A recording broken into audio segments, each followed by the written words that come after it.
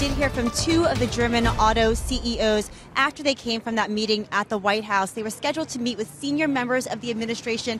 President Trump decided to drop in on that meeting as well, so they got a chance to make their case directly to President Trump himself. And this was really an opportunity for the automakers to talk about the investments they're making right here in the U.S. as they try to head off this threat of potential auto tariffs. VW, Volkswagen CEO, said that they are planning a joint investment with Ford as a sort of global auto alliance. More details about this will be released in January or February, but they are looking at perhaps using some of Ford's capacity to build more cars domestically. They also said that they are in advanced talks for a potential investment in Chattanooga. However, some other locations may be under consideration as well. Meanwhile, Daimler CEO said that their planned investments here in the U.S. are contingent on conditions remaining the same. In other words, no new tariffs. He said that the tariffs were not an explicit point of discussion, but that it was implicit, sort of underlying all of these discussions and all of these negotiations,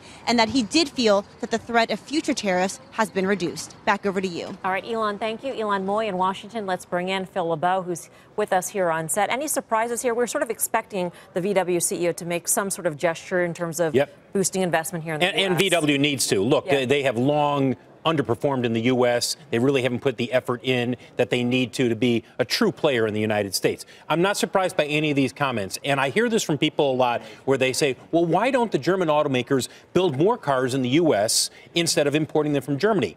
Think about it from the German perspective. Who owns stakes in these companies? The German government owns stakes in these companies. They need to keep their capacity utilized to the fullest in Germany. So if you were to say, okay, well, let's start building BMW cars here, not just SUVs in the United States. Where are you going to take that capacity from? Are you going to shut down a plant in Germany? No. You've already moved some from South Africa to Mexico. So there's no easy outs here for the German automakers, which is why you've heard them all along say, drop tariffs altogether. We will no longer charge 10% for the U.S. to export and bring it into Germany, a vehicle built here, and we won't pay 2.5% to come into the United States.